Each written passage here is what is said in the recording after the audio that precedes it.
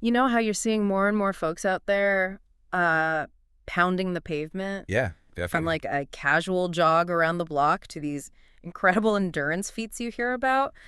Running, especially the marathon, has really just taken off. You really have. It feels like it's not just about exercise anymore. It's become a whole way of life, you know? A real personal challenge for so many people here and, well, worldwide. It's fascinating, isn't it, how this fundamental human movement has transformed into such a big cultural and sporting thing. Right.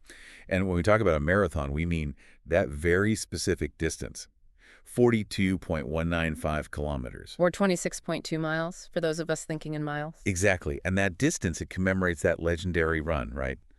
From Marathon to Athens. The messenger, yeah, with the news of victory. That's the one. And today, its appeal is so broad. You've got the elite athletes pushing their absolute limits. Mm-hmm. Then everyday people may be raising funds for causes they care about, or, just folks seeking that huge satisfaction of saying, wow, I actually did that.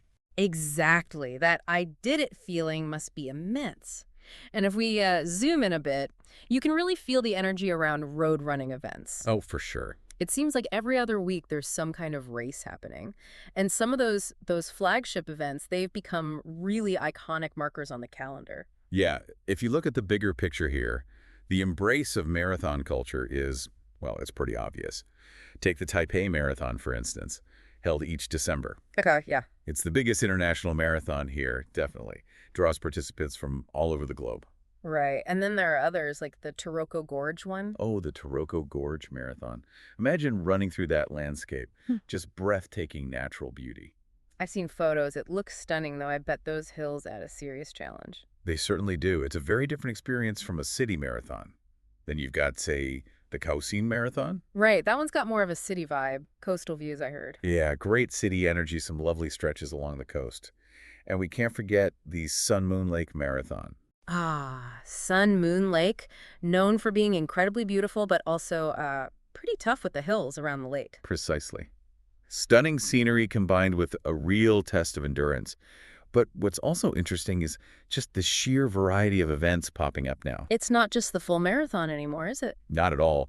You see loads of 10K races, half marathons, that's what, just over 21 kilometers? A popular distance. Very. And then you get all sorts of creative themed runs, bubble runs, color runs. People racing in costumes? Yep, even costume races. Mm. It really shows how running's become more accessible and frankly fun for a much broader range of people and interests. It definitely feels like it's broadened its appeal. And it's interesting, too, how runners here connect with the bigger international race scene. Yeah, that's a great point. I know several runners who actually travel to do some of those really major global events. That really points to this significant global connection within the sport, doesn't it? Runners from here are absolutely part of that international marathon community. Many aspire to complete the world marathon majors, the big six. Boston, Berlin, Tokyo. Exactly. Boston, Berlin, Tokyo, London, Chicago, and New York. There's this unofficial badge of honor almost Yeah. for finishing all six. Real bragging rights, I imagine. And a nice collection of medals, too. Definitely. And it's a two-way street, for sure. Taiwan is increasingly welcoming runners from all over the world for its own events. Absolutely. The well-organized events, the amazing scenery on some routes, and let's be honest, the famous hospitality here, it all adds up.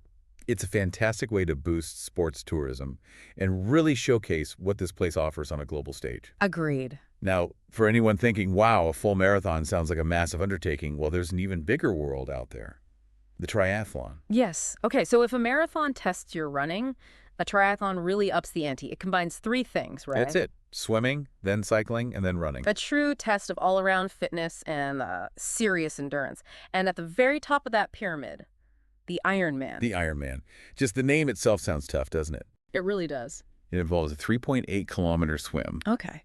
followed by a pretty grueling 180-kilometer bike ride. Wow. And then, just to finish you off, a full 42.2-kilometer marathon, all done one after the other, consecutively. That's just incredible. An astounding feat of, well, physical and mental strength. Resilience is the word, I Well, think. yeah. And I gather Taiwan is now part of the Ironman circuit. Indeed it is. Taiwan now hosts Ironman Taiwan and other triathlon events too, particularly in places like Benghu and Taitung, great spots for these kinds of demanding races. Okay, so we've covered quite a bit marathons, triathlons. For anyone maybe getting into this or even just curious, there's a whole language that goes with it, isn't there? Oh, absolutely. Specific terms crop up all the time. Let's maybe break down some key English terms you might hear. Good idea. This is especially useful if you're following international events or maybe chatting with runners online.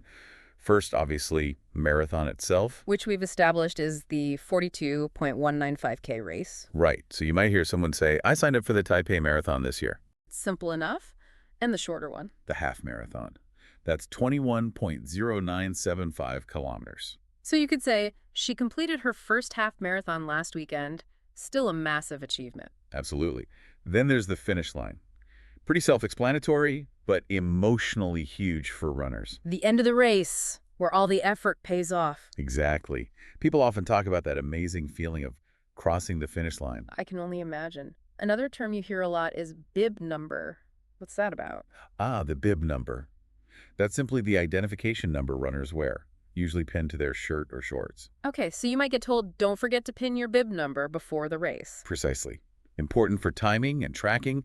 And speaking of race logistics, hydration is key. Right, so you have water stations. Exactly. A water station is just a designated spot along the route where runners can grab water, maybe sports drinks. Makes sense. You'd see signs like, there's a water station every 5 kilometers, perhaps. Yep, something like that. Very important for endurance races.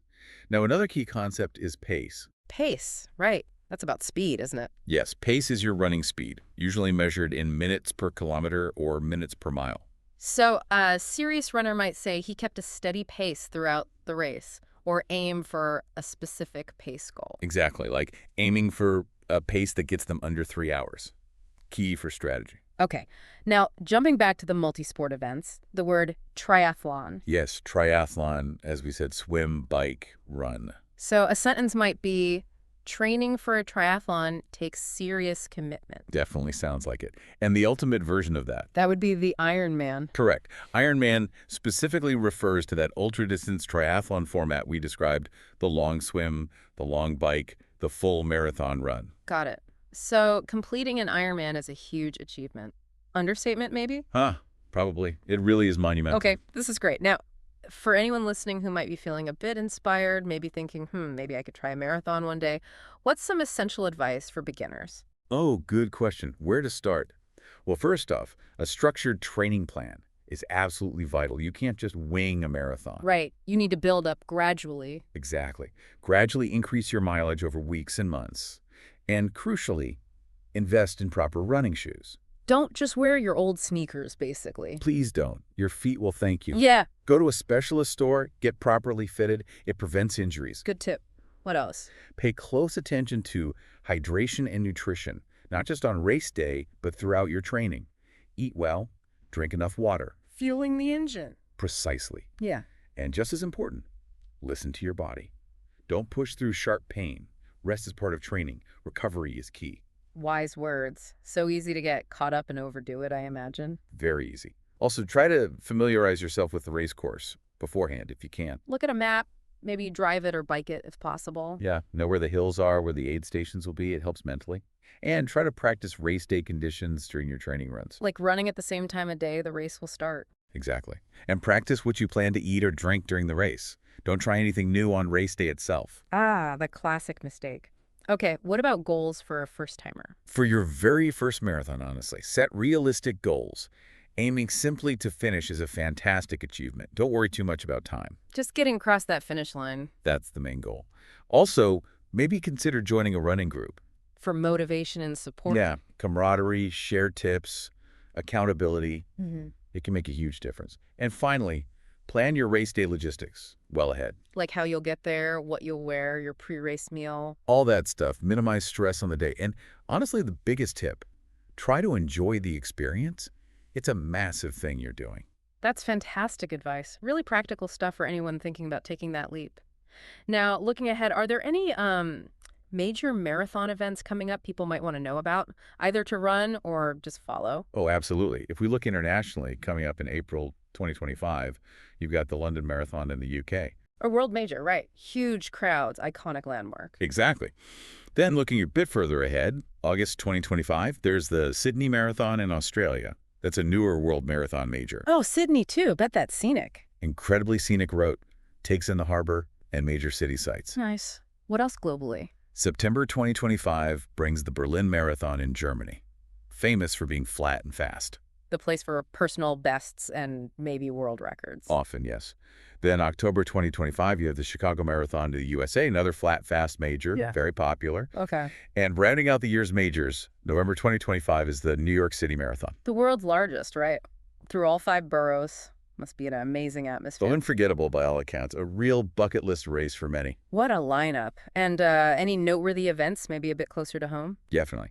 Here, the Sun Moon Lake Marathon is scheduled for October 2025. Ah, back to Sun Moon Lake. Scenic autumn weather. Sounds lovely. Yeah, it really is. Beautiful race, great local feel. Mm. And then the big one here, the Taipei Marathon, is set for December 2025. Right. Taiwan's most iconic city marathon. World Athletics gold label race, I think. That's right. It attracts top elite runners as well as lots of international participants, a major event on the calendar. So really, whether you crave that big city buzz or the beauty of running through nature, there are incredible marathon opportunities everywhere. Absolutely. Both right here and all around the globe. It really seems like the popularity of running, and marathons in particular, just keeps growing. It does. It highlights this compelling mix, doesn't it? Mm. Personal challenge, that sense of community you get, and even the travel aspect for some. It's a powerful combination. It truly is. Okay, let's maybe bring this all together for a moment. We've taken a deep dive into the running boom, especially marathons. Yeah, looked at some key races, both iconic ones here and major global events. We even touched on the, frankly, intimidating world of triathlons and Ironman. And picked up some useful English vocabulary along the way, bib numbers, pace, water stations. Right. Useful stuff if you're following the sport or thinking of joining in. And connecting this back to you, the listener, it's interesting, isn't it? How taking on a physical challenge, maybe it's your first 5K, maybe it's just thinking about a marathon way down the line, can open up a whole new set of experiences. Yeah, a different kind of learning. So maybe here's a final thought for you to mull over. Great. What new vocabulary of experiences, perhaps, might you discover by embracing some kind of new physical challenge? Doesn't have to be a marathon, could be anything that pushes your boundaries just a little. What could you learn about yourself and maybe the world in that process?